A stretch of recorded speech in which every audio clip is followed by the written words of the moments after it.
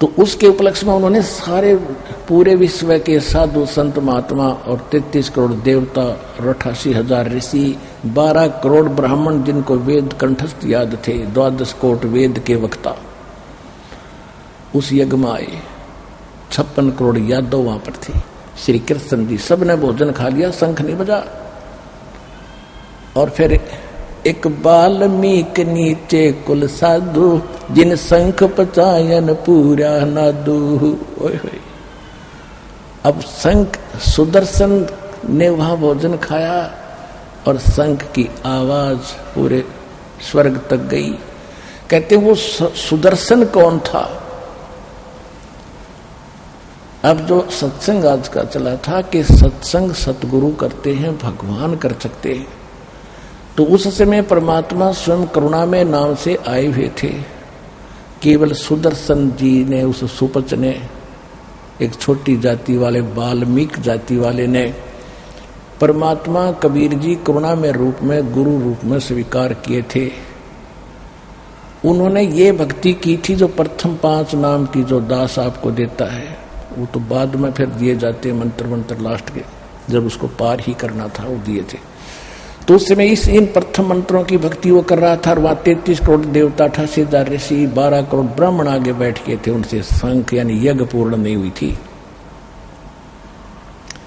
और सुपच ने वहां परमात्मा वैसे तो अलग कहानी, फिर भी मालिक ने अपने बच्चे को महिमा दी है। क्या बताया है भाई? 33 करोड़ यज्ञ में आए, 88 सारे, 12 कोट वेद के वक्ता, वहां सुपच का शंख बजा रे, मन तो पावेगा अपना किया रे, भोगेगा अपना किया हरे।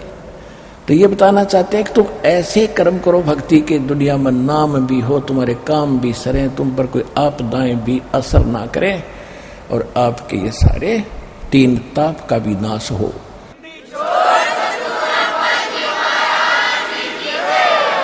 पांडवों के ऊपर 3 ताप का असर था। प्रेत आत्मा, प्रेत बाधाएं उनको सता रही थी। वो भी श्री कृष्ण जी से नहीं, उस परमात्मा के उस सतगुरु के साधक से, सुपच के भोजन करने से, और तब उनकी वो आपदा भी तब समाप्त हुई। तुम कौन राम का जपते जापम, तात कटे न तीनु तापम, बंदी छोड़ हमारा नामम, अजर अमर है अस्थिर ठामम। तो परमात्मा कहते हैं, जय सतगुरु की संगत करते, सकल कर्म कट जाई, अमरपुरी पर आसन होते, जहाँ धूप ना छाई। यानी जय सतगुरु की संगत, यानी सतगुरु मिल जाता तो ऐसी भक्ति करवाता, ना फिर पुनर्जन्म होता, सतलोक में चले जाते जहाँ सदा सुखी रहते। तो वो सतगुरु आज ये दास आपके सामने है।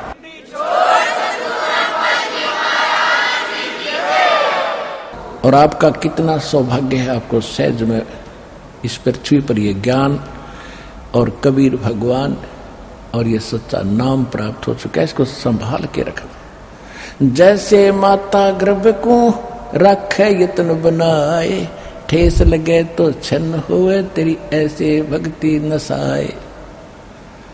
इस ज्ञान को, इस भक्ति को प्राप्त करके ये मर्यादा अवश्य पालन करना।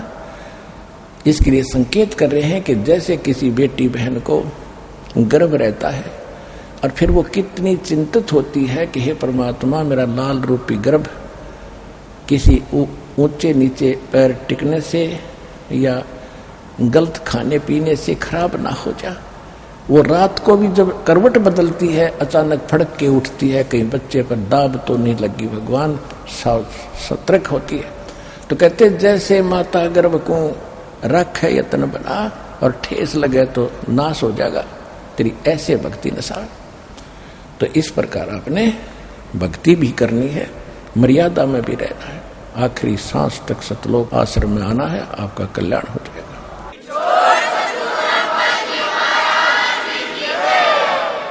अब आपको भक्तों का अनुभव सुनाएंगे, परमात्मा ने उनको क्या क्या सुख दिए हैं। वैसे बाकी आप सभी परमात्मा की ये गिफ्ट तो आपको मिली हुई है। तकरीबन जिन सच्चे मन से मालिक को याद किया है, नाम लिया है, फिर भी सुनने से काफी लाभ होता है। ये अनुभव सुने भगवान से क्या लाभ प्राप्त हुआ। सत बहन जी नमस्कार। सत्सा है भगत। बहन जी क्या शुभ नाम है आप जी का? मेरा नाम अनीता है। बहन जी कहाँ से आए आप? मेरे गांव का नाम है हुसैन नगर। मैं उन्नाव यूपी से आई हूँ। बहन जी परम संत सतगुरु रामपाल जी महाराज की शरण में आने से पहले आप कौन सी भक्ति करते थे? जगत गुरु संत रामपाल जी महाराज जी की शरण में आने से पहले मैं सभी देवी देवताओं की भक्ति करती थी, क्योंकि मेरे यहाँ किसी ने कोई गुरु नहीं बना रखा है, सिर्फ देवी देवताओं की पूजा करते हैं। बहन जी जो सभी देवी देवताओं की आप भक्ति करते थे, पूजाएं करते थे, उससे आपको क्या लाभ मिलता था? उससे मुझे, जो मैं देवी देवताओं की भक्ति करती थी, उससे मुझे कोई लाभ तो नहीं मिला, लेकिन हानि जरूर हुई। मैं बहुत बीमार रहती थी भगत जी। मैं बहुत परेशान थी। मैं इतना परेशान थी कि मुझे लगता कोई नहीं होगा। भगत जी जब मैंने यहाँ से नाम लिया तो फिर उसके बाद मुझे परमात्मा ने बहुत सुख दिए। बहन जी परम संत सतगुरु रामपाल जी महाराज की शरण में आप कैसे आए? जगत गुरु संत रामपाल जी महाराज जी की शरण में मैं ऐसे आई कि मैं जिस मकान में मैं पहले दिल्ली में रहती थी, क्योंकि भगत जी सिलाई करते हैं, तो फिर मैं यहीं रहती थी दिल्ली में। फिर मैं ऊपर रहती थी मकान में, ऊपर कमरे में, और नीचे एक भगत जी रहते थे, उनका नाम है वीरेंद्र भगत जी।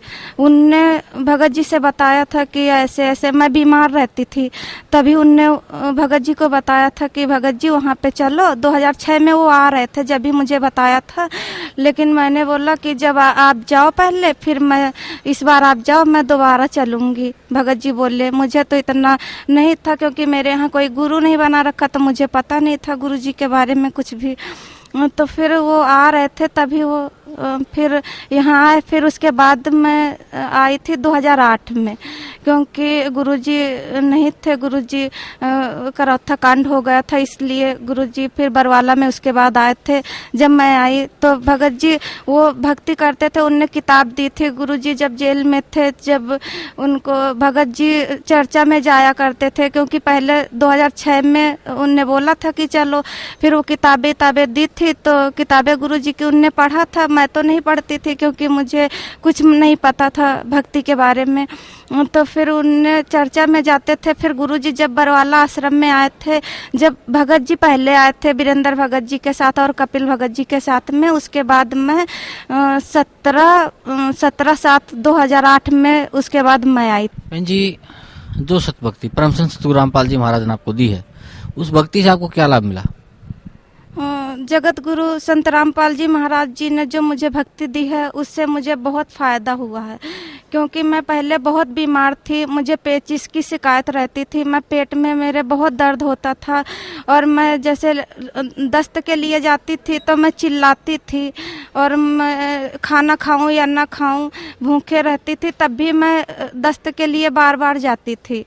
मैं बहुत परेशान थी भगत जी। मैं तो इतना परेशान थी कि मैं ESI हॉस्पिटल जो है, उसमें मेरा 6 महीने का इलाज चला था। उसके बाद मैं सब दर्जन जो दिल्ली में हॉस्पिटल है, वहाँ पे भी मेरा 3 महीने, वहाँ से रायपुर हुआ था, फिर यहाँ 3 महीने का कोर्स था, वहाँ भी मैंने कोर्स के लिए जाती थी। और फिर मैंने नाम भी ले रखा था, गुरुजी से नाम लिया था, प्रथम मंत्र लिया था।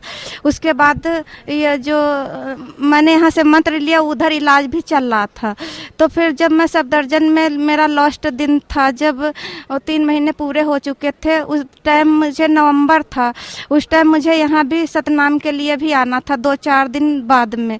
तो मैं जब लास्ट में गई तो डॉक्टर ने मुझे मना कर दिया था कि आपका कोई इलाज नहीं है। तो फिर मैं वहाँ रोने लग गई। मैंने बोला, डॉक्टर साहब इतने सब मरीज जो हैं ये ठीक हो जाते हैं, मेरे पेट का दर्द का, आप मेरे पेट की कोई दवा नहीं है, मैं डॉक्टर साहब बहुत परेशान हूँ, कुछ लिख दो, कोई दवा लिख दो।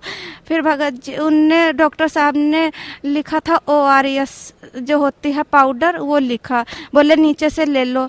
मैं नीचे आई तो फिर मैंने लिया, मैंने देखा कि ये तो दवा कोई है नहीं, ये जब दवा कोई नहीं फायदा कर रही थी तो ये क्या फायदा करेगा। तो फिर मैं रोने लग गई। मैं उससे फिर बाहर आई दवा लेके बस स्टॉप पे। भगत जी मेरे साथ में नहीं थे, क्योंकि भगत जी परेशान हो गए थे थे मेरी दवा करा करा के, तो वो मेरे साथ नहीं गए थे, बोल रहे थे आपको दिखा दिया आप अकेली जाओ।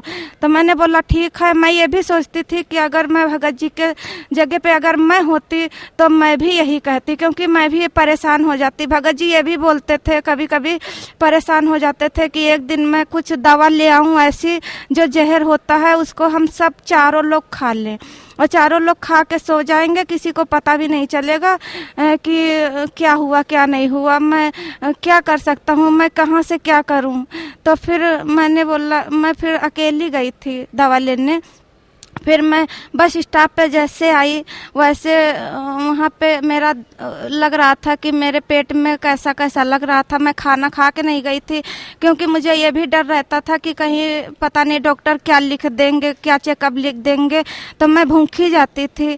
फिर मैं वहाँ पे जब बस स्टॉप पे आई तो मुझे मेरे पेट में अजीब अजीब हो रहा था। तब मुझे लग रहा था मैं कुछ खा लूँ नमकीन तो मेरा मन जो है वो बदल जाएगा। फिर मैंने 2 रुपए की मूंगफली के दाने लिए, क्योंकि मेरे पास पैसे इतने नहीं थे कि मैं ज़्यादा कुछ ले सकती थी। तो फिर मैंने 2 रुपए के मूंगफली के दाने जो नमक मिले होते वो मैंने लिया। उसके बाद मैंने पर्स पन्नी थी मोटी, उसमें मैंने सारे कागज़ लेके गई थी, पर्स भी ले गई थी। फिर वो पर्स उसी में मैंने पन्नी में डाल लिया कि बस आ रही है लाओ इसमें बैठ लूँ, फिर बाद में मैं निकाल लूँगी।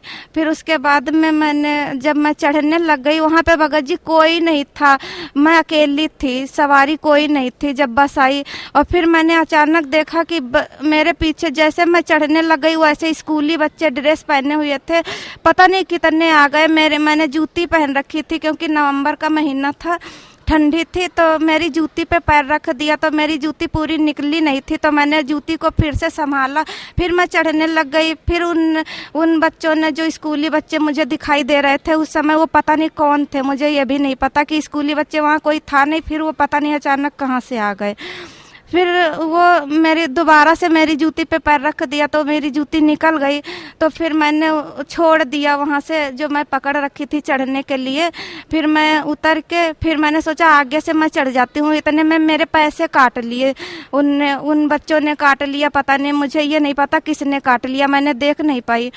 फिर मैं आगे से चढ़ी तो फिर चढ़ के मैं खड़ी थी, तभी कंडक्टर बोल रहा था कि पैसे दो पैसे दो। तो मैंने सोचा मुझे भी देने हैं पैसे, मैं भी निकाल के दे दूं।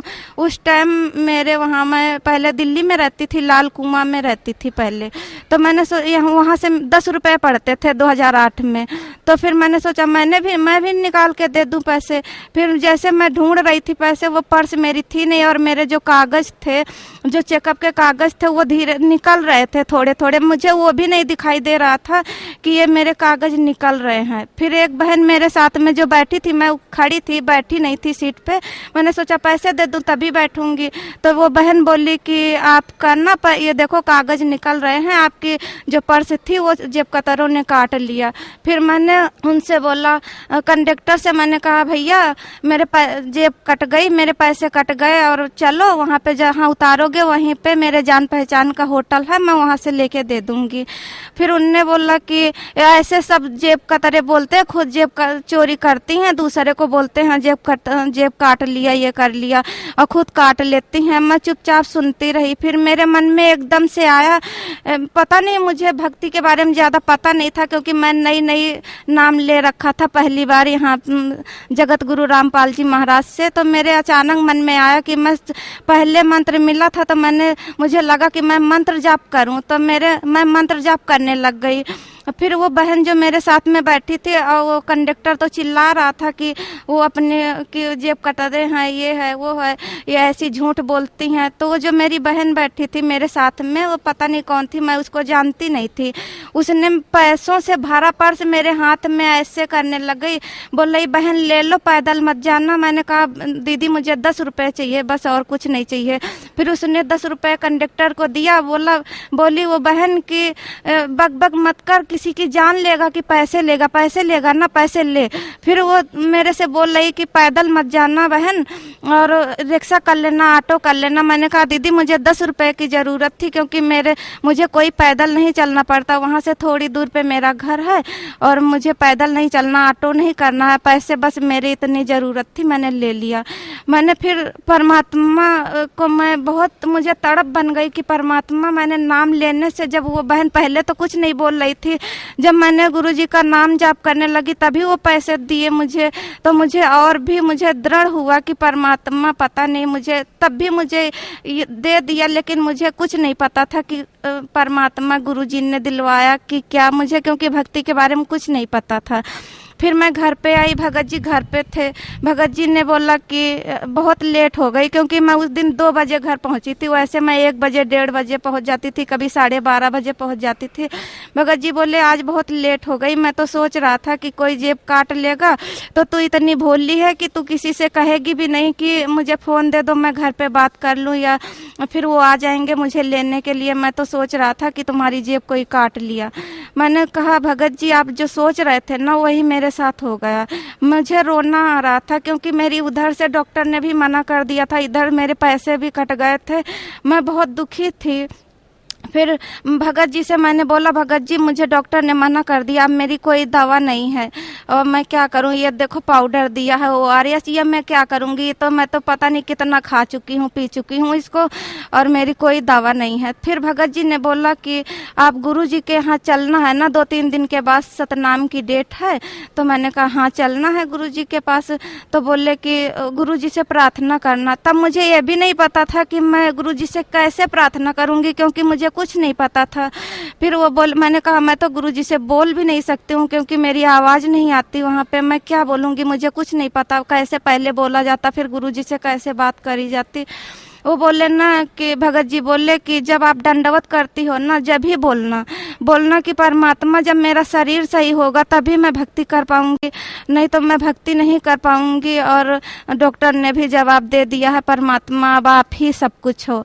मैंने बोला ठीक है। 2-3 दिन के बाद मुझे आना था सतनाम के लिए, मैं आई। मैंने ऐसे बोला जैसे भगत जी ने मुझे बताया था कि मैंने दंडवत करी। मैंने कहा परमात्मा आप ही मेरे जो भी हो वही हो और कोई नहीं है। परमात्मा आप मुझे बचा सकते हो, परमात्मा गुरुजी आप मुझे मेरा शरीर सही करोगे तभी मैं भक्ति कर सकती हूँ। भगत जी एक बात ये भी थी कि मैं जब बीमार रहती थी तो मेरे पास कोई फ़ोन नहीं करता था। मेरे घर से, मैं दिल्ली में रहती थी, मेरे पास कोई फ़ोन नहीं करता था ना। मैं सोचती थी भगत जी से मैं ये भी बोलती थी कि कोई फ़ोन नहीं करता, अगर मैं मर जाऊंगी ना किसी से मत बताना, ना किसी के पास फ़ोन करना, मुझे यहाँ पे जलाया जाता है तो जला देना, क्योंकि मेरे पास आज कुछ, मैं बीमार हूँ, कोई सोचता होगा कि पैसे मांगेंगी तो ये कोई फ़ोन नहीं करता। मैं एक फ़ोन के लिए तरसती थी कि कोई मेरे पास फ़ोन कर दे तो मैं किसी से अपने मन की बात बोल दूं। मेरे पास कोई फ़ोन नहीं आता था। फिर भगत जी मैंने यहाँ पे आई, मुझे सतनाम मिला। मैं यहाँ पे आती थी, मैं प्रसाद नहीं खाती थी हलवे का डर से, क्योंकि जैसे मैं प्रसाद खा लेती थी या मैं हलवा घर पे जैसे मैंने खा लिया तो मेरे पेट में हलवा पूरा बन जाता था। मैं जब दस्त के लिए जाती तो मुझे पेट में दर्द होते हुए वैसे मुझे दस्त होते थे। फिर यहाँ पे मैं गई सतनाम के लिए, उसी टाइम भगत जी का भी सतनाम की डेट थी। फिर मुझे सतनाम मिल गया। मैं सतनाम लेने के बाद फिर सत्संग जब हुआ तो मेरे मन में आया कि मैं प्रसाद खाऊं आज। फिर मैंने प्रसाद जब खाया, प्रसाद खाने के बाद फिर मैं सत्संग ख़त्म हो गया तो फिर मैं चली गई घर पे।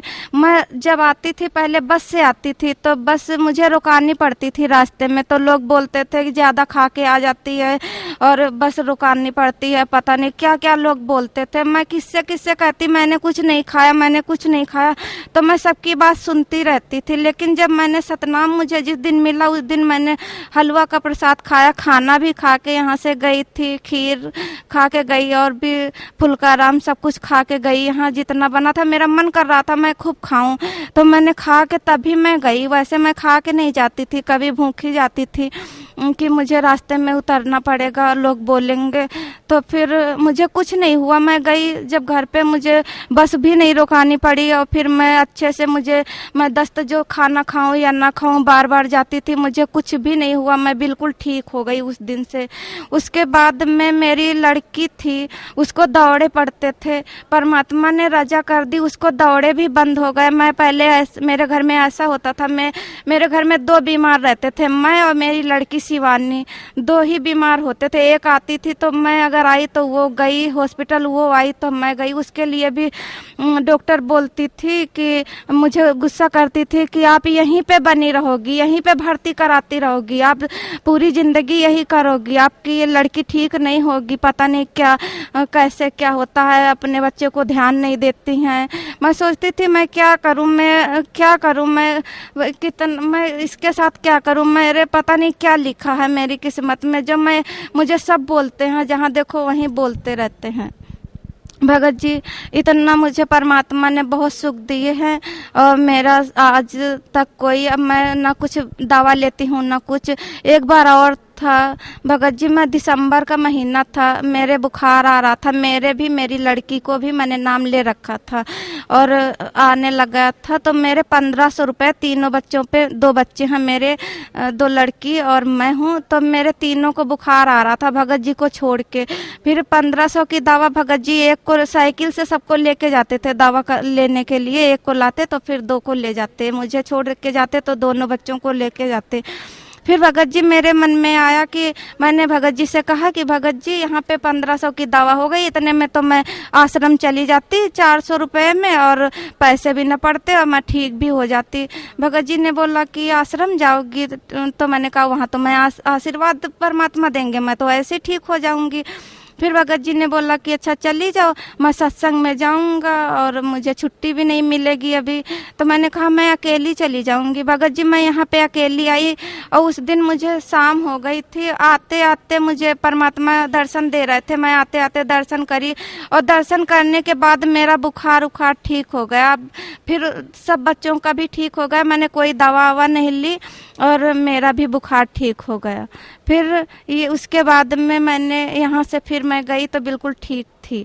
आज तक मैं, इतने दिन हो गए मुझे, 2008 में मैंने नाम लिया था, जब से आज तक, जिस दिन से मुझे सतनाम मिला था 11 नवंबर 2008 को, जब से मुझे कोई, मेरे यहाँ कोई बीमारी नहीं है, मेरे घर पे कोई बच्चा नहीं बीमार होता, ना मैं हॉस्पिटल में कभी दवा लेने जाती हूँ। अगर कभी खांसी जुकाम हो जाता है, जैसे सर्दी आजकल चल रही है मेरे घर में, मैं खूब पानी में भी रहती हूँ, क्योंकि मैं काम करूँगी तो पानी का सारा होता है काम, बच्चों के कपड़े धोने सब कुछ, तो मैं लौंग खा लेती हूँ, उसी से मेरे गले की जैसे कभी खराश होने लग जाती, उसी से सही हो जाता। मैं कभी दवा बच्चों के लिए भी नहीं लाती हूँ, न मैं कभी अपने लिए दवा लाती हूँ। भगत जी अभी हो गए 3-4 दिन, तो मैं रात में सो रही थी, फिर मैं सो रही थी तो मुझे अचानक लगा कि मैं अंदर सो रही थी, मुझे लगा कि मेरे किचन के पास कोई बच्चा रो रहा है, तो मैंने वहाँ पे सोते में, मैं सो रही थी, ख्वाब में थी,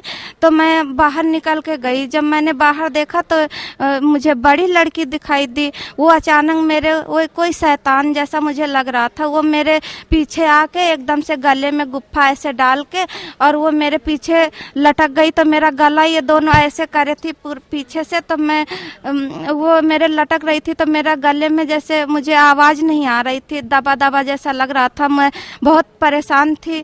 फिर मुझे अचानक पता नहीं कैसे परमात्मा का सतनाम अपने आप से चलने लग गया मेरे से, और फिर जब मैं सतनाम का सुमिरन कर रही थी, उस लड़की वो गिर गई और वो बेहोश हो गई, फिर वो लड़की पता नहीं कहाँ चली गई, मुझे कुछ नहीं पता। उसके बाद मैंने भगत जी, मेरी आँख खुल गई, मैंने भगत जी से बोला, भगत जी देखो मैं ना, मेरा एकदम से दिल धड़ धड़ हो रहा, देखो कितनी जोर का धड़ धड़ हो रहा, क्योंकि मैंने ऐसे ऐसे ख्वाब में देखा कि कोई वहाँ रो रहा था। मैं चली गई और वो मेरे पीछे से गले में बिल्कुल गला मेरा दबाने लग गई, और देखो मेरा दिल धड़ धड़ हो रहा, और देखो मेरा सांस का सुमिरन भी हो रहा। ऐसा अभी मुझे 3-4 दिन हुए, तब मेरे साथ ऐसा भी हुआ था भगत जी। बहन जी, भगत समाज को क्या संदेश देना चाहते हैं आप? भगत समाज को मैं यही संदेश देना चाहती हूँ कि आप यहाँ पे बरवाला आश्रम में आइए और अपना कल्याण करवाइए। आप हर जगह भटकते रहते हो, मैं जैसे भटकती थी, मैं कितना परेशान थी, ऐसे बहुत भगत परेशान है, क्योंकि ऐसे बहुत हैं जो परेशान है, इधर उधर गुरुओं से जुड़े हुए हैं, लेकिन उनको कोई लाभ नहीं होता है। और आप यहाँ पे आइए, क्योंकि मनुष्य जन्म बार बार नहीं मिलता है। जैसे परमात्मा कहते हैं कि जन्म दुर्लभ है, मिले न बारंबार, जैसे तरुवर से पत्ता टूट गिरे फिर बहुर न लगता डार। इसलिए मनुष्य का जन्म बार बार नहीं मिलता है। तो मेरी भगत समाज से यही प्रार्थना है कि यहाँ बरवाला आश्रम, जिला हिसार, हरियाणा में आइए और परम संत सतगुरु रामपाल जी महाराज जी से नाम दीक्षा लीजिए और अपना मोक्ष करवाइए और सतलोक चलिए। धन्यवाद आपका बहन जी, बहुत बहुत। नमस्कार, मैं हूं नेहा शर्मा। स्वागत है आपका हमारे खास कार्यक्रम आध्यात्मिक ज्ञान चर्चा में। तो आइए शुरुआत करते हैं कार्यक्रम की और जानते हैं विचार जगत गुरु तत्वदर्शी संत रामपाल जी महाराज बनाम जय गुरुदेव पंथ के संत तुलसी साहिब जी के विचार। क्या आप जी के पंथ का निकास राधा स्वामी पंथ आगरा से हुआ है? ये जरूर है कि जो हमारे स्वामी जी महाराज के गुरु महाराज थे वो इस पंथ से जुड़े थे। मोक्ष प्राप्त प्राणी सतलोक में भिन्न रहता है। यह सतपुरुष में ऐसे लीन हो जाता है जैसे बूंद समुद्र में। सब जीवात्माएं अमर पद में पहुंच करके अमर आनंद लेती और उसी समुद्र का ही रूप हो जाती। तो समुद्र में बूंद गिरी, समुद्र का रूप हो गई। जल की बूंद जल में गिरी, उसका रूप धारण कर लिया। तो ये थे जय गुरुदेव पंथ के संत तुलसी साहिब जी के विचार। अब जानते हैं विचार आदरणीय राधा स्वामी पंथ के महाराज के विचार। महाराज जी, मैं आपसे यहाँ जानना चाहूंगी कि क्या आपके पंथ का निकास राधा स्वामी पंथ आगरा से हुआ है? जी हाँ, इसका प्रकाट्य या शुरुआत प्रारंभ स्वामी शिवदयाल सिंह जी महाराज आगरा से हुआ है। मोक्ष प्राप्त प्राणी सतलोक में भिन्न रहता है या सतपुरुष में ऐसे लीन हो जाता है जैसे बूंद समंदर में। मुक्त जो जीव हो जाता है संसार से, वो अपने परमपिता की गोद में उसी प्रकार से जाके लीन हो जाता है जिस प्रकार से बूंद जाके सागर में मिल जाती है। ये थे राधा स्वामी पंथ के महाराज के विचार और आइए अब जानते हैं जगत गुरु तत्वदर्शी संत रामपाल जी महाराज के विचार। ये कहते हैं कि सतलोक में प्रकाश ही प्रकाश है, नूर ही नूर है, वह सतपुरुष नहीं है। और आत्मा जब उसमें पहुंच जाती है तो ऐसे मिल जाती है जैसे बूंद समुद्र में, यानी जैसे डूब कर मरना होता है। तो पुण्यात्मा पहले तो ये इंटरेस्ट किसी का हो नहीं कि उसमें जाकर मरा डूब के, उसमें एक रस हो जाए। यही प्रत्यक्ष उदाहरण बता दिया। अगर कोई नो कहे समुद्र में भगवान है, चलो कूद छलांग लगाओ, कितने मरेंगे? एक आधा बोला वैसे चला जाओ उसमें। नहीं तो समझदार व्यक्ति ने कहा वाह विवाह, भगवान को तो कहते उसके दर्शन करते हैं, उसके रोमकूप में करोड़ सूर्य करोड़ चंद्रमा मिला दे, ऐसी रोशनी है परमात्मा की वाणी में। तो ऐसा लिखा कबीर जी की वाणी में। और वहां चले गए हंस उसके चौर करते हैं भगवान के, फिर निराकार के चौर कैसे करेंगे? और फिर ये बताते हैं कि एक समय सावण सिंह जी ने कथा सुना रखी है कि एक इंद्रमती नाम की रानी थी, कबीर साहब की शिष्या थी। कबीर साहब तो पहले जाकर समुद्र में लीन हो गए उस सतपुरुष में, और पीछे से इंद्रमती रानी जब गई तो ये क्या बताते हैं, उसमें डूब कर मरण गई। अब देखो सावन सिंह जी के वचन, संत मत भाग प्रकाश 4, इसके ही 264 पृष्ठ पे लिखा है। 264 पृष्ठ संत मत भाग प्रकाश 4 है।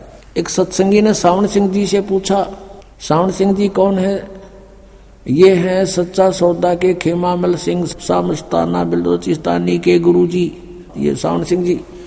इससे प्रश्न किया सत्संगी ने, हजूर संतों की पदवी कहाँ तक है? महाराज जी सावन सिंह जी उत्तर देते, हमारे इतनी बुद्धि और अकल नहीं कि हम संतों की पदवी को समझ सके। फिर भी सुनो, रानी इंदुमती कबीर साहब के समय में हुई थी। पहले कबीर साहब मालिक में जाकर विलीन हुए, देखना, फिर रानी हुई। जब रानी ने सचखंड में जाकर कबीर साहब की पदवी देखी तो कहने लगी, महाराज यदि आप पहले ही बता देते कि मैं ही अकाल पुरुष हूं तो मैं भजन सुमन कर कर के व्यर्थ परेशान ना होती। कबीर साहब ने उत्तर दिया, तुमको उस समय विश्वास नहीं आना था। अब इसमें विवेचन करते हैं पुण्यात्माओं। इनके विधान अनुसार, राधा स्वामी वालों के विधान अनुसार जय गुरुदेव वालों के विधान अनुसार यदि ये माने कि सतपुरुष वहां नहीं है, निराकार है और केवल नूर ही नूर है, प्रकाश ही प्रकाश है, और उनने अपने सिद्धांत अनुसार सच्चाई को अज्ञान बना करके कैसे पेश करना चाहा है, लेकिन फिर भी छुपी नहीं। कहते हैं चोर चुरावे तुमड़ी और गड्ढे पानी में, वो गड्ढे वो ऊपर आवे न सच्चाई छनी ना। अब विचार करो इनके विधान अनुसार। ये कहते हैं पहले कबीर साहब जाकर मालिक में विलीन हो गए, बूंद गिर गई समुद्र में, खत्म हुई अस्तित्व। और फिर कहते पीछे रानी जाके विलीन होगी उसी में, दोनों हो गए एक रस। फिर वो बातें किस टाइम की, कबीर साहब को देखा कैसे उसने, वहां कुछ अस्तित्व है ही नहीं तो देखा कैसे। सच्चाई तो यही है कि सचमुच कबीर साहब वहां परमात्मा स्वरूप सतपुरुष रूप में ये खुद ही मालिक है। वास्तविकता ये है कि Kabir is God, Kabir is जो सुप्रीम गॉड, यह सतपुरुष है, अविनाशी गॉड। जैसे स्वामी रामानंद जी ने कहा, दोहू ठोड़ है एक तू और भया एक से दो, और गरीबदास हम कारणे आए हो तुम मगजो। ये स्वयं भी कहते हैं कबीर परमेश्वर, हम ही अलखला है कुतुब गोस और पीर, गरीबदास खालक जनी हमारा नाम कबीर। ए स्वामी सृष्टा में और सृष्टि हमारे तीर, दास गरीब अधर बसू। कबीर साहब कहते हैं अधर रहूं ऊपर और मेरा नाम कबीर। और ये अज्ञानी कह रहे हैं कि कबीर साहब पहले लीन हो गए, पाछा निंदरमती होगी। फिर बातें किस कैसे करी उन्हें, अरे कुछ तो दिमाग पर जोर दो। चलो वो पहले वाले तो गए बाढ़ में, अब तो तुम तो बचो, शेष जो बचे फंस रहे उनके नकलियों गए, पीछा छुटाओ और अपना कल्याण कराओ। ये बार बार समय नहीं मिलता। अब श्री जय गुरुदेव पंथ के प्रवर्तक मथुरा के श्री तुलसीदास साहब जी बहुत पुण्यकर्मी प्राणी हैं, और ये शिवदयाल से भी अच्छी आत्मा थे। लेकिन शिवदयाल जी ने अपना भट्ठा बैठाया, शास्त्र विरुद्ध साधना करे करे से पुण्यकर्मी उसको परम धनी जान के वहां फंस गए। इन अपना भी जीवन नष्ट कर लिया। सन 1971 में, सन 1954 से पहले से ये सत्संग करा तुलसीदास जय गुरुदेव पंथ का प्रवर्तक मथुरा वाला। और सन 1954 से उस समय इसकी बैटरी फुल थी चार्ज पिछले जन्म की। 1971 में इसने भविष्यवाणी करी इस दास के लिए। 7 सितंबर 1971 को इन्होंने कहा कि वो जो तत्वदर्शी संत है वो अब 20 वर्ष का हो चुका है।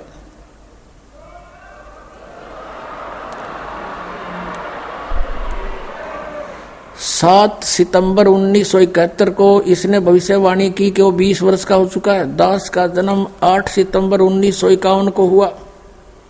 7 सितंबर 1971 को पूरा 20 वर्ष का हो चुका था। 8 सितंबर को 21वां वर्ष शुरू हो जाना था। अब देखिएगा, एक पुस्तक है जय गुरुदेव की वाणी भाग 2, ये यहां से छपी है।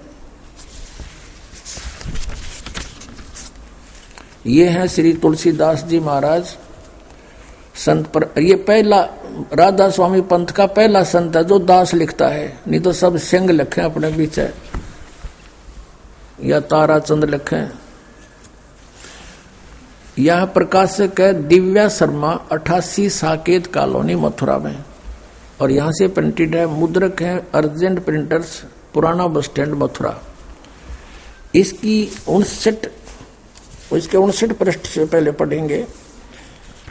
28 अगस्त को इन्होंने एक भविष्यवाणी करी थी। ये देखिएगा, ये 59 पृष्ठ है इसका, 59।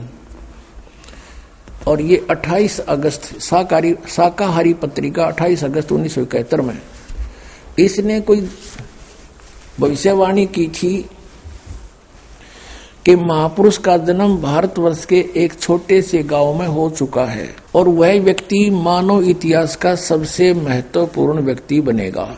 उसे जनता का इतना बड़ा समर्थन प्राप्त होगा कि आज तक किसी को नहीं मिला है।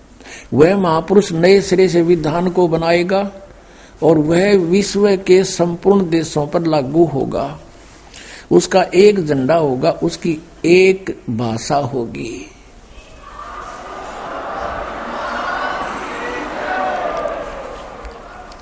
अब ये स्टेटमेंट, ये भविष्यवाणी समझो या सच्चाई, क्योंकि भविष्यवाणी तो है आगे की, इसने तो बता दिया कि हो चुका है। ये 28 अगस्त को इसने ये स्टेटमेंट दी। फिर लोगों ने पूछा जी कौन है, कहाँ है, बताओ। तो फिर उन्हें आगे 7 सितंबर को, यानी इस 50 पृष्ठ पे लिखा है, इसके बाद देखिएगा, इसी पुस्तक के 50 पृष्ठ पे लिखा है, शाकाहारी पत्रिका 7 सितंबर 1971 वाली। इस दिन स्टेटमेंट दी इन्होंने कि क्या दिया, 7 सितंबर 1971 को वो 20 वर्ष का हो चुका है। दास का जन्म 8 सितंबर 1951 को हुआ। 7 को दास पूरा 20 वर्ष का हो गया और 8 को 21 माह शुरू हो गया। यहां कहा इसने कि वह अवतार जिसकी लोग प्रतीक्षा कर रहे हैं 20 वर्ष का हो चुका है 7 सितंबर 1971 को। यदि उसका पता बता दूं तो लोग पीछे पड़ जाएंगे। अभी ऊपर से आदेश बताने के लिए नहीं हो रहा है। मैं समय का इंतजार कर रहा हूं और सभी महात्माओं ने समय का इंतजार किया है। समय आते ही सबको सब कुछ मालूम हो जाएगा। बोलो सतगुरुदेव।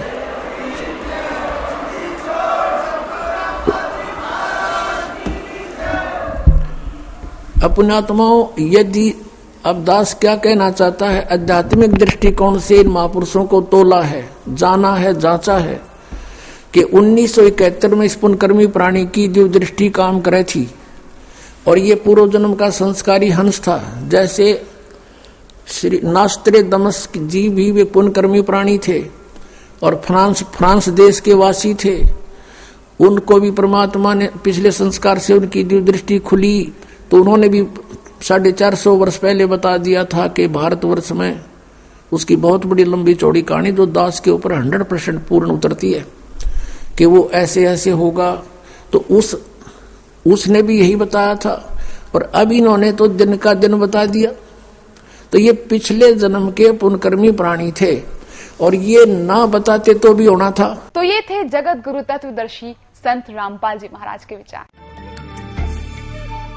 अब जानते हैं विचार जगत गुरु तत्वदर्शी संत रामपाल जी महाराज बनाम आदरणीय राधा स्वामी पंथ के महाराज के विचार। महाराज जी, मैं आपसे यहाँ जानना चाहूंगी कि क्या आपके पंथ का निकास राधा स्वामी पंथ आगरा से हुआ है?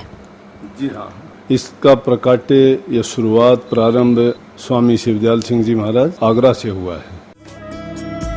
ये थे राधा स्वामी पंथ के महाराज के विचार और आइए अब जानते हैं जगत गुरु तत्वदर्शी संत रामपाल जी महाराज के विचार। बोलो सतगुरुदेव की जय। बंदी छोड़ कबीर परमेश्वर जी की जय। बंदी छोड़ गरीबदास जी महाराज जी की जय। स्वामी राम देवानंद जी गुरु महाराज जी की जय।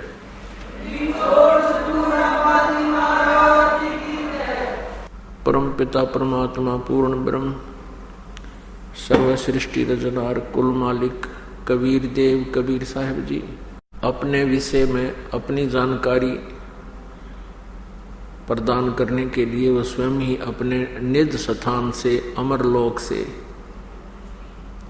सत्यलोक से चलकर आते हैं। ये कबीर देव, ये कबीर परमेश्वर वो परमात्मा है जो बनारस में काशी शहर में एक जुलाहे की भूमिका करके 120 वर्ष इस पृथ्वी पर रह करके वो परमात्मा सहशरीर चले गए, सहशरीर ही आए थे।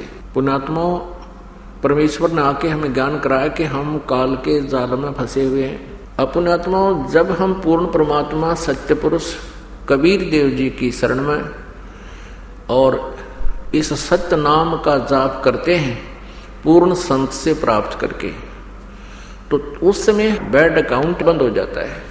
वो कैसे हो जाता है?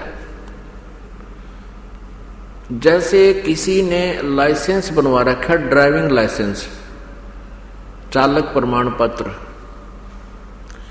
और वो सड़क से जा रहा है या कहीं भी रास्ते में जा रहा है, उससे कोई दुर्घटना हो जाती है वो 90% बरी होता है, क्योंकि उसने जानबूझकर एक्सीडेंट नहीं किया, क्योंकि वो ट्रेंड आदमी है, उसके पास प्रमाण पत्र है। तो उससे कोई दुर्घटना में कोई गड़बड़ हो भी जाती है किसी कारण से, तो वो दोषी नहीं होता। कारण कोई और हो सकता है, कोई ब्रेक फेल हो जाए, स्टीयरिंग फेल हो जाए, कोई और भी कारण हो जाए, सामने वाले की गलती से भी एक्सीडेंट हो सकता है। इस प्रकार वो लाइसेंस शुदा व्यक्ति उस दुर्घटना में दोषी नहीं होता।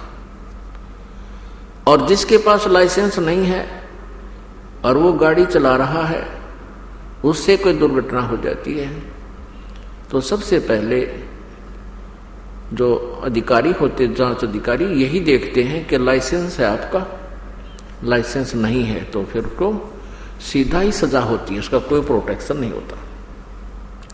तो इसी प्रकार जब तक आपने लाइसेंस नहीं बनवाया है, आप साधना कर रहे हो, यानी गुरु नहीं बनाया है, तो आप जो भी कार्य कर रहे हो, पुण्य या पाप आपसे हो रहे हैं, तो आप, क्योंकि लाइसेंस ना होने से आप उस शुभ काम के लिए जा रहे हो, बीच में आपका एक्सीडेंट से आपके पैरों के नीचे जो भी जीव हिंसा होती हैं वो आपको भोगनी ही पड़ेंगी, क्योंकि आपके पास लाइसेंस नहीं है। फिर आप कहोगे कि लाइसेंस तो हमने बनवा रखा है क्योंकि गुरु बना रखे हैं, जैसे कोई राधा स्वामी से उपदेशी है, कोई सच्चा सौदा डेरा से सिरसा से उपदेशी है, कोई ब्रह्मा कुमारी आलम से उपदेशी है, कोई अन्य किसी संत या पंथ से जुड़ा हुआ है, तो वो नकली पासपोर्ट बना रहे, वो नकली ड्राइविंग लाइसेंस बनाते हैं, वो अधिकारी नहीं है, वो संत नहीं है। अपने आत्मा, ये आपके दिल में एक बार खटकेगी ये बात कि वो नकली गुरु हैं। ये तो आपके उस अज्ञान का ही कारण होगा, जिस कारण से आप ये महसूस करोगे कि संत सबको नकली बता रहा है। नकली और असली मेरे कहने से नहीं होंगे,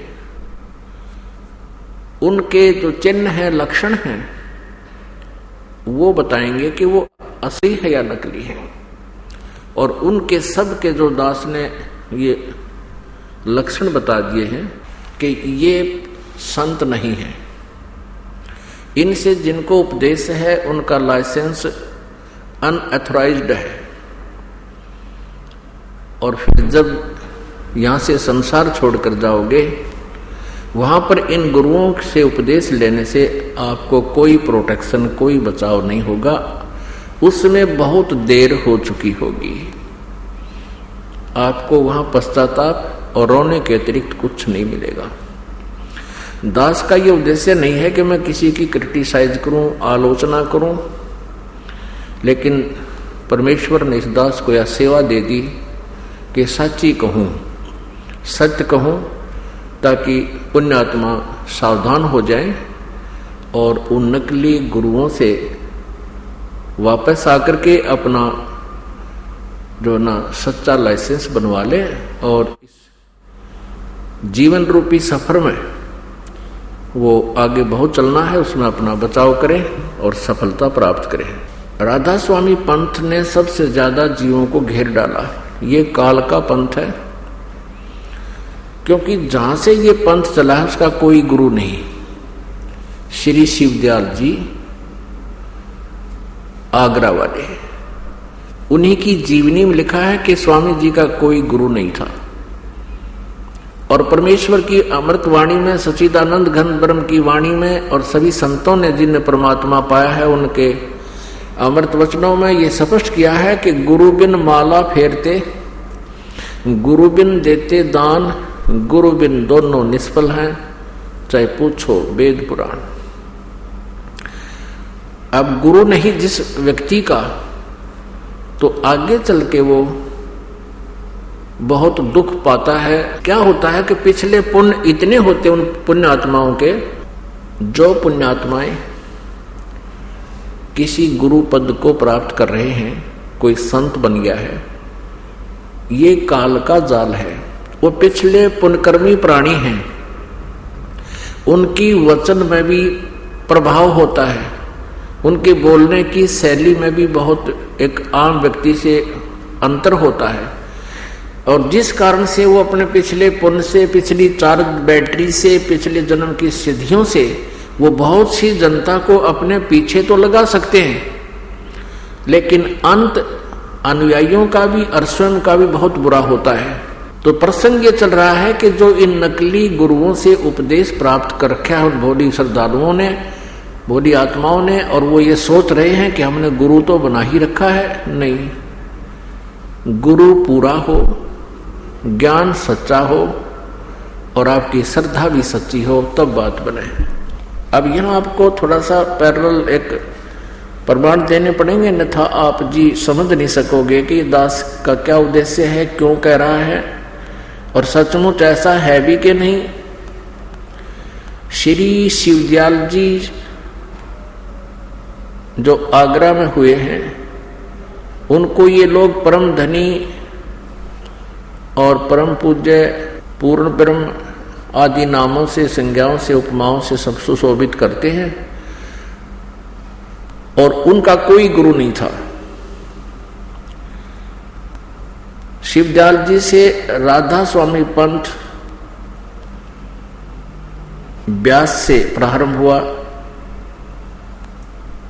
जो श्री जयमल सिंह जी ने वहां प्रारंभ किया। श्री जयमल सिंह जी को कोई आदेश नहीं था शिवदयाल जी का कि तू वहां कोई नारा सांग जोड़ ले,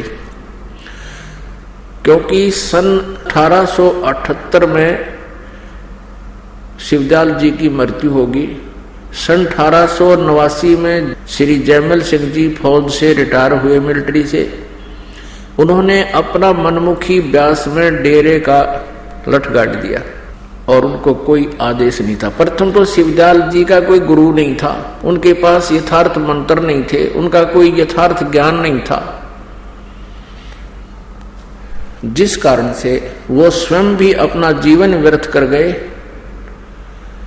और करोड़ों इन भोले श्रद्धालुओं को मिसगाइड करने का वो पाप भी साथ ले गए। अब थोड़ी सी झलक दिखाते हैं इस राधा स्वामी पंथ की और इससे निकली हुई ब्रांचों की। पुण्यात्मा दास का उद्देश्य ये है कि जैसे एक बार नकली नोट किसी व्यक्ति ने छाप लिए और जनता को वो धोखा दे रहा था, 500 के नोट। सरकार को पता लगा, उन नकली और अपने असली नोटों को दोनों को साथ साथ रख के और जनता को सावधान किया कि ये नकली है, इसकी ये पहचान है, ये ओरिजिनल है, इसकी ये पहचान है। अब इस जो है कार्य को, इस शुभ कार्य को कोई ये कहे कि सरकार आलोचना कर रहे थे, समाचार पत्रों वाले आलोचना करते हैं, किसी के नोट को नकली बता रहे हैं, तो उसकी बुद्धि कितनी होगी बालक के सी। इसी प्रकार इस दास के प्रयत्न को जो कोई आलोचना कहता है वो बालक ही हो सकता है, बालक बुद्धि का, या कोई शराबी हो सकता है, या उस ग्रुप का हो सकता है जो उन नकली नोटों को छाप रहे हैं। तो जो ये समझदार होगा ये समझ जाएगा कि ये देखिएगा नकली और असली में कितना अंतर है, तो फिर वो अपने हानि से बच जाएगा और अपना नकलियों को फेंक देगा, असली नोट प्राप्त करेगा, वो निर्धन नहीं होगा, हानि ना होगी। क्या आप जी के पंथ का निकास राधा स्वामी पंथ आगरा से हुआ है? बोलो। ये जरूर है कि जो हमारे स्वामी जी महाराज के गुरु महाराज थे वो इस पंथ से जुड़े थे। तो ये थे जय गुरुदेव पंथ के संत तुलसी साहिब जी के विचार। महाराज जी, मैं आपसे यहाँ जानना चाहूंगी कि क्या आपके पंथ का निकास राधा स्वामी पंथ आगरा से हुआ है? जी हाँ, इसका प्रकाट्य या शुरुआत प्रारंभ स्वामी शिवदयाल सिंह जी महाराज आगरा से हुआ है। ये थे राधा स्वामी पंथ के महाराज के विचार, और आइए अब जानते हैं जगत गुरु तत्वदर्शी संत रामपाल जी महाराज के विचार।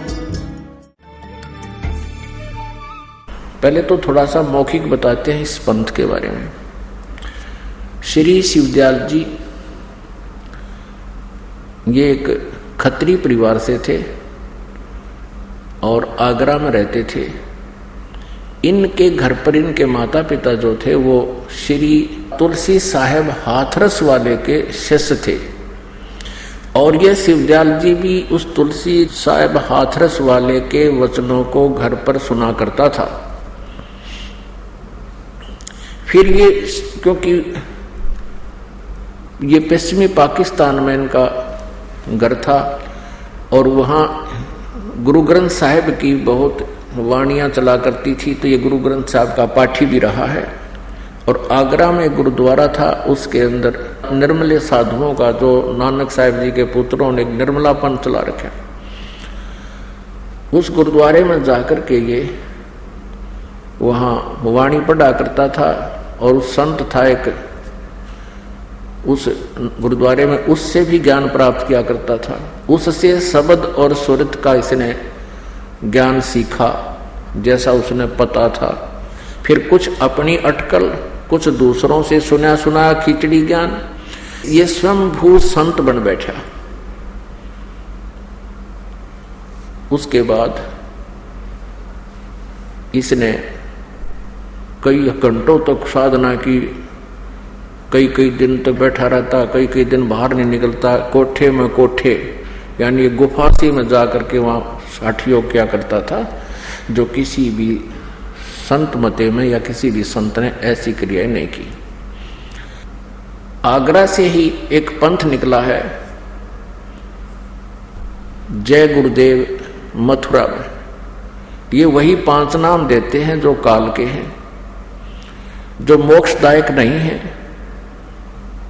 और वहीं से एक पंथ, एक व्यक्ति ने, जैसे राम सिंह जी थे जुई गांव के, हरियाणा के, और राम सिंह जी के शिष्य थे एक ताराचंद जी जो दनोद गांव में, उन्होंने अपना अलग राधा स्वामी पंथ का एक आश्रम बना लिया। उसी आगरा से ही एक पंथ निकला, अभी बताया आपको, श्री जयमल सिंह जी, जिन्होंने स्वयंभू संत बनकर ब्यास में एक डेरा स्थापित कर दिया। जयमल सिंह जी के शिष्य हुए श्री सावन सिंह जी। श्री सावन सिंह जी के शिष्य थे श्री बिलोचिस्तानी शाह मस्ताना, जिसका वास्तविक नाम था श्री खेमामल। वो बिलोचिस्तान के रहने वाले थे। और एक कृपाल सिंह जी, ये दोनों शिष्य उत्तराधिकारी समझते थे अपने को, श्री सावन सिंह जी के उत्तराधिकारी समझते थे। लेकिन श्री सावन सिंह जी ने इन दोनों को अपना उत्तराधिकारी नहीं बनाया। उन्होंने श्री जगत सिंह सरदार जी को अपना उत्तराधिकारी बना दिया। तो ये दोनों वहां से विमुख होकर, गुरुद्रोही होकर, इन दोनों ने श्री खेमामल जी अर्थात श्री बिलोचिस्तानी शाह मस्ताना जी ने डेरा सच्चा सौदा सिरसा में अलग से स्थापना कर दी। और फिर वो जो श्री खेमामल सिंह जी अर्थात बिलोचिस्तानी शाह मस्ताना जी, अंत में इंजेक्शन रिएक्शन होने से अचानक मृत्यु को प्राप्त हो गया। अब देखो श्री खेमामल सिंह जी की मृत्यु कैसे हुई। ये है सतगुरु के परमार्थी कृष्णों के वृंतांत। ये पुस्तक है, पहला भाग। इसके संग्रह करता है ये वर्तमान में जो गद्दी पर बैठे हैं डेरा सच्चा सौदा सिरसा के श्री गुरमीत सिंह जी, मुद्रक इंद्रसेन प्रबंधक, परमार्थ उपदेश प्रिंटिंग प्रेस, डेरा सच्चा सौदा, बेगू रोड, सिरसा, हरियाणा, भारत से। अब इसके आपको दिखाते हैं। ये है श्री खेमामल सिंह जी। और 31 पृष्ठ को आप देखो। बेपरवाह जी के एक प्रेमी की कार में बैठकर, बेपरवाह जी यानी इनके जो खेमामल जी को ये शहंशाह बेपरवाह नाम से पुकारते थे। बेपरवाह जी वहां के एक प्रेमी की कार में बैठकर पहाड़गंज में एक डॉक्टर की दुकान पर चले गए। आप जी के साथ सिरसा शहर का प्रेमी गोविंद मदान तथा 3-4 और प्रेमी भी थे। नीचे आ जाओ।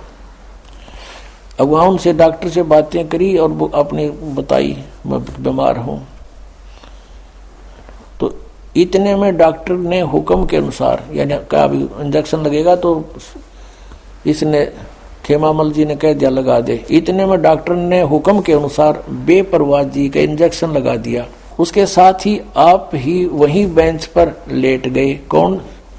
खेमामल जी, बिलोचिस्तानी सामस्ताना बेपरवाह जी बेंच पर लौट गए और तालियों की जलन, इंजेक्शन से रिएक्शन होगी, तलुओं में जलन होगी, पैरों में